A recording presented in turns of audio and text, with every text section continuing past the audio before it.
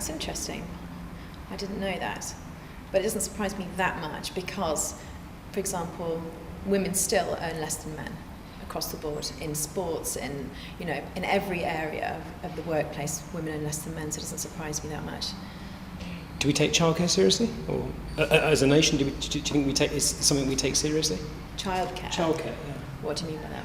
About the affordability and the accessibility of childcare. Just that when we've asked this question to a lot of people, a lot of mothers have said, one of the biggest issues around that is childcare, and actually having to juggle having your child, looking after your child, or having somewhere safe where it can go in order that you can work. I haven't got children myself, so I find that hard to answer that question. Right. I don't know how it feels.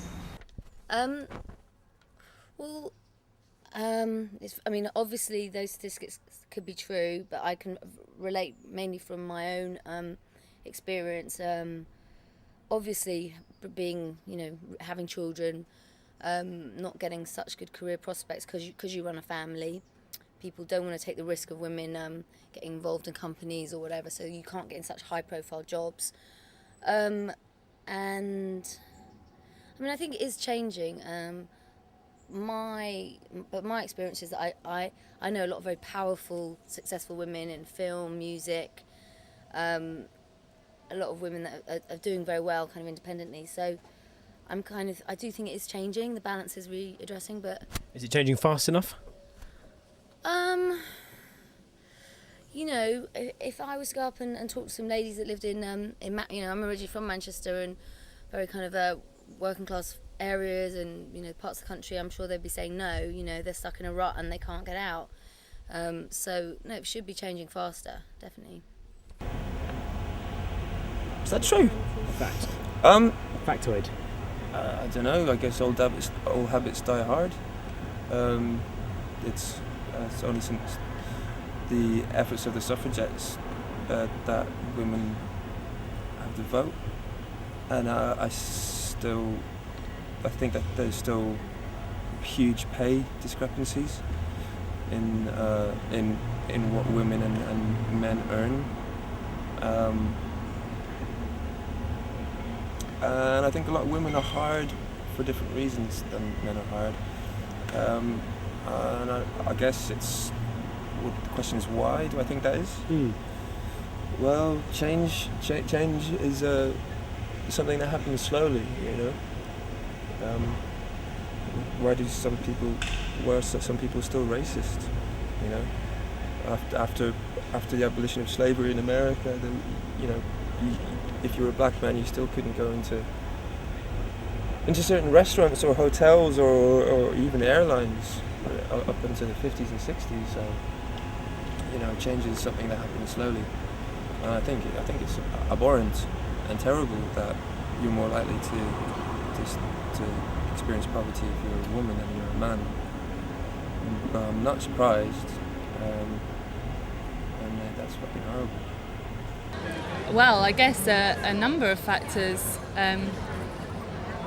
Being a woman myself, I guess there's a lot of things that in women's way, and there's some that are like natural in terms of like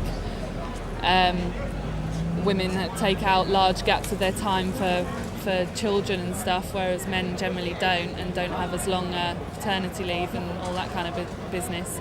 But I guess, there's the whole glass ceiling effect, which means that I guess a lot of women get to a certain level and can't progress because of generally men who are at the top. But I hope that's it. I think in our society that's changing, hopefully, gradually, very slowly. But I wouldn't want to be like really pessimistic about it and be like, right, well, women are fucked and like we're all doomed and we're never going to get any further than where we are. But when you've got to think there's been like a massive progression within the last like 50 years even, so I don't know, I'm not saying it's like a waiting game, and I think women should push for as much equality as possible, and also I think feminism gets like a bit kind of mixed in with kind of radical feminists, where it's kind of, women are saying that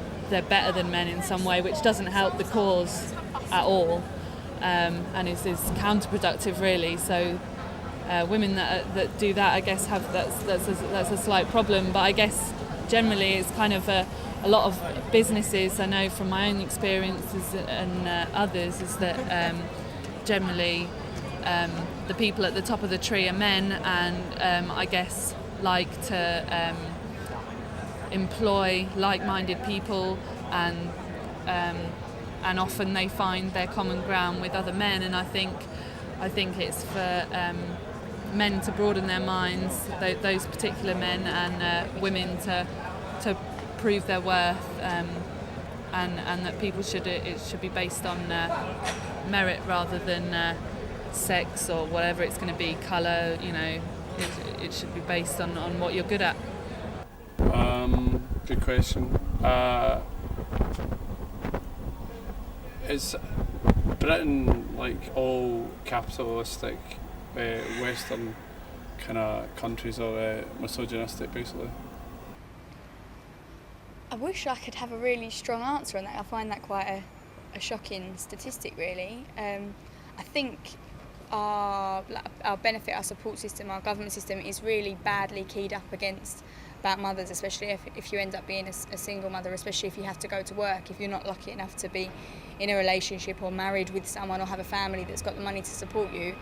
You do end up being penalised for this, not only because you don't get to bring your own children up, they'll be put into childcare, which is substandard and extortionate, but you've also, you're then trying to do a job that you're going to have to work long hours or double jobs. I mean, that's the only that's from my perspective that I could see that it might have something to do with it.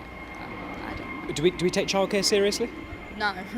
I mean, I've got a 2.5-year-old son, and I'm fortunate enough to be in a position where I'm so happy with the place that he goes to. I spend a lot of time bringing him up, but I'm more than happy with the place that he is. But people don't realise what a traumatic thing it would be. Like the mums that have to go back to work at 3 months and are putting their 3-month-old baby into the care of other people. And I mean, from looking around nurseries and stuff, I mean, I know it's a very, very hard job. The standard of nurseries and childcare is absolutely appalling, and it's something that a lot of people have to have. It's not a luxury of having childcare. You have to go back to work, and not enough thought goes into it. It's more a babysitting service, which you could get a 15-year-old girl that lives opposite you to do. It's not necessarily going to enrich your child's life in any way. And I think people sort of yawn at it as if to say, oh, those working mums are moaning about childcare again. But it is like childcare is going to basically what's going to be shaping the people that are going to be running our country in the future and making a difference. So it's probably a good idea that we put a bit of thought into how they're brought up.